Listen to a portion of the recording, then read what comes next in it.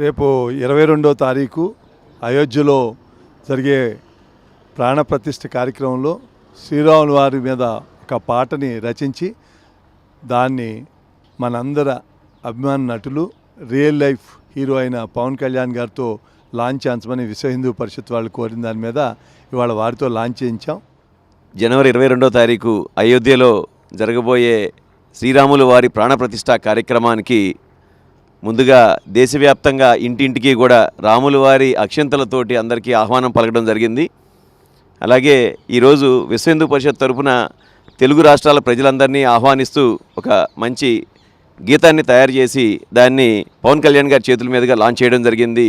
ఈ పాట ద్వారా రెండు రాష్ట్రాల తెలుగు ప్రజల్ని కూడా ఆహ్వానిస్తూ అయోధ్యకి ఆహ్వానిస్తూ పాటను ఇవ్వడం జరిగింది.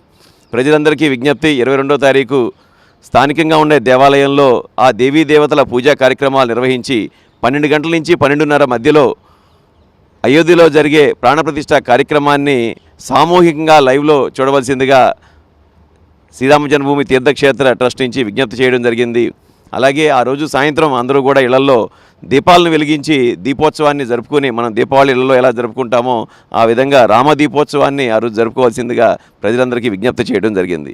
దీన్ని మీ ద్వారా ప్రజలందరికీ తెలియజేసి ఈ రాముల వారి పాటను కూడా ప్రాచుర్యం చేసి అందరూ మీ మీడియా ద్వారా పంపించవలసిందిగా మరొకసారి విజ్ఞప్తి చేస్తున్నా.